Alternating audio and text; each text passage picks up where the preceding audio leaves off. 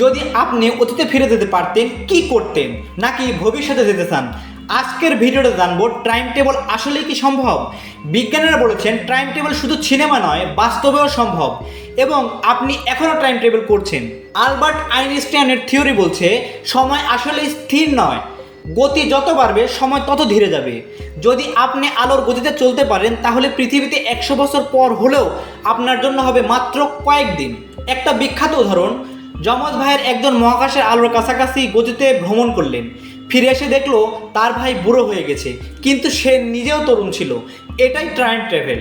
Black হোলের কাছে সময় অনেক ধীরে চলে, আর ওয়ার্ম হোল হতে পারে এক সময় থেকে আরেক সময়ের শর্টকাট পথ, তবে এখনও আমরা এটা তৈরি করতে পারিনি। যদি আপনি অতীতে গিয়ে নিজের দাদাকে মেরে ফেলেন তাহলে আপনার বাবা জন্মাবে না, আর আপনিও জন্মাবেন না। তাহলে আপনি অতীতে গেলেন কিভাবে? এটাই প্যারাডক্স। নাসা এবং অন্যান্য সংস্থা টাইম টেবল নিয়ে গবেষণা করছে। হয়তো 100 থেকে 200 বছর পর মানুষ সত্যিই সময় ভ্রমণ করতে পারবে। টাইম টেবল সম্পর্কে আপনার মতামত কি? কমেন্ট করুন।